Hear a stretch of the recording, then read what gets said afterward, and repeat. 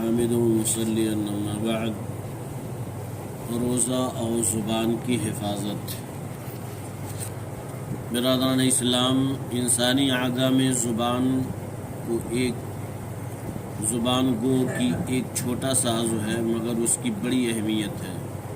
اس لیے شریعت میں اس کی حفاظت پر بہت زور دیا گیا ہے اور مسلمانوں کو شدید تاکید کی گئی ہے کہ وہ ہر حال میں زبان کو قابو میں رکھیں اور پوری کوشش کریں کہ ان کی زبان سے کوئی بھی ایسا لفظ ہرگز نہ نکلنے پائے جو دوسروں کے ایذا کا سبب یا کسی فتنہ و فساد کا باعث ہو۔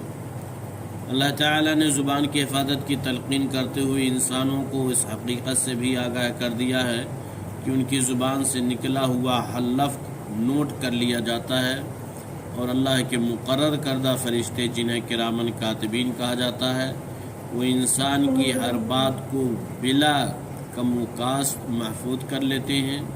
یہ بات بتا کر اللہ نے اپنے بندوں کو متنبہ کیا ہے کہ وہ معصیت کا کوئی بھی جملہ اور نافرمانی کی کوئی بھی بات اپنی زبان سے ہرگز نہ نکلنے دیں، ورنہ اللہ کے ہاں ان کا مواخذہ ہوگا۔ احادیث نبویہ میں بھی زبان کی حفاظت کے احکام بڑی وضاحت سے ملتے ہیں۔ مثلا حضرت ابو ہریرہ رضی اللہ عنہ سے مرفوعاً مروی ہے کہ جو شخص اللہ تعالیٰ پر اور قیامت کے دن پر ایمان رکھتا ہو، اسے چاہیے کہ وہ اچھی بھلی بات زبان سے نکالے ورنہ خاموش رہے۔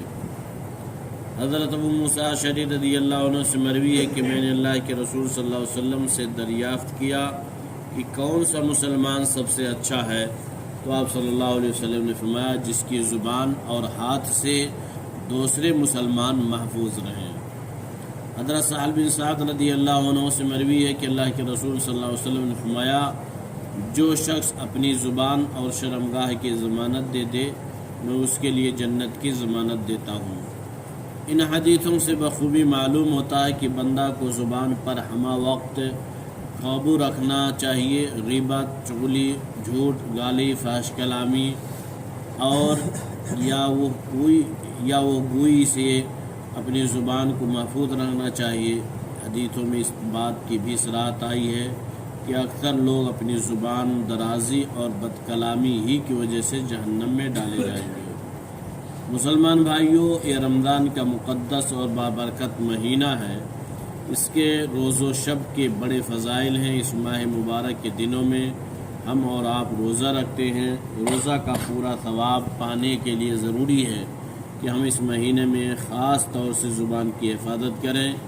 غیبت، چغلی، جھوٹ، فراڈ، گالی، الزام تراشی اور فحش کلامی سے اجتناب کریں، ورنہ ہمیں روزہ کا ثواب اور اس کے فضائل حاصل نہ ہوں گے۔ اس لیے کہ روزہ صرف کھانے پینے اور بیوی سے صحبت و جماع سے اعتراض کرنے کا نام نہیں ہے، بلکہ اس کے وسیع مفہوم میں زبان اور نفس پر قابو رکھنا بھی داخل ہے۔ حضرت ابو ہریرہ رضی اللہ عنہ سے مروی ہے کہ اللہ کے رسول صلی اللہ علیہ وسلم نے فرمایا جب تم میں سے کسی کے روزہ کا دن ہو تو وہ گندی بات زبان سے نہ نکالے اور نہ شور کرے اور نہ چیخے چلائے، نیز اگر کوئی اسے گالی دے یا اس سے جھگڑا کرے تو وہ کہہ دے کہ میں روزے سے ہوں۔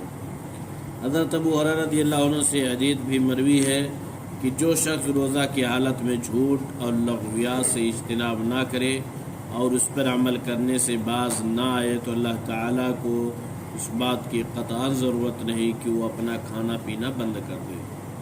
لغویات میں گندی مجلسیں جہاں غیبت، چغلی، غلط اور حرام چیزوں کا ارتکاب کیا جاتا ہو، جیسے جوا کیا جاتا ہو یا جوا تاش کھیلا جاتا ہو، سب شامل ہیں۔ ایک روزہ دار کو ایسی مجلسوں سے دور رہنا از حد ضروری ہے۔ بعض لوگ وقت گزاری کے لیے تاش کھیلتے ہیں اور فحش لٹریچر یعنی ناول، افسانے اور ڈرامے کی کتابوں کا مطالعہ کرتے ہیں۔ یہ بالکل غلط اور مقصد صیام کے بالکل منافی ہے۔ اسی طرح ٹی وی اور ویڈیو وغیرہ پر فحش پروگرام اور گندی و مخرب اخلاق فلموں کا دیکھنا تو ہر حال میں حرام ہے، لیکن حالت صوم میں ان فواحش و منکرات کی حرمت میں مزید شدت پیدا ہو جاتی ہے اور یہ چیزیں روزے کے مقصد کو تباہ و برباد کرتی ہیں۔ اس لیے اس قسم کے تمام منکرات سے اجتناب اشد ضروری ہے۔ حضرت ابو ہریرہ رضی اللہ عنہ سے مروی ہے کہ نبی کریم صلی اللہ علیہ وسلم نے فرمایا کھانا پینا چھوڑ دینے کا نام ہی روزہ نہیں بلکہ بیہودہ اور گندی باتوں کا ترک کرنا بھی ضروری ہے۔ بس اگر تمہیں کوئی روزہ کی حالت میں گالی دے یا تمہارے ساتھ جہالت کرے تو تم کہہ دو کہ میں روزہ ہوں، میں روزہ ہوں۔ حضرت ابو ہریرہ رضی اللہ عنہ سے روایت ہے کہ اللہ کے رسول صلی اللہ علیہ وسلم نے فرمایا کہ بہت سے روزہ داروں کو ان کے روزہ سے بھوک کے سوا کچھ نہیں ملتا، اور رات میں قیام کرنے والوں میں سے اکثر لوگ ایسے ہیں جنہیں سوائے شب بیداری کے کچھ ہاتھ نہیں آتا ہے۔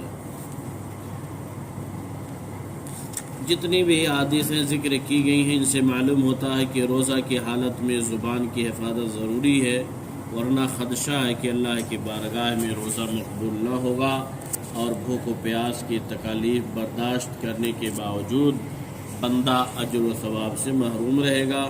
اس لیے مسلمانوں کو اس ماہ مبارک کے اندر خصوصی طور پر زبان کو قابو میں رکھنے کی مشق کرنی چاہیے، اور غیبت، چغلی، بہتان تراشی، گالی گلوچ اور زبان کی بہت سارے آفات سے خود کو بچا کر روزہ کی حفاظت کرنی چاہیے، تاکہ روزہ کا پورا ثواب اور بھرپور فائدہ حاصل ہو سکے۔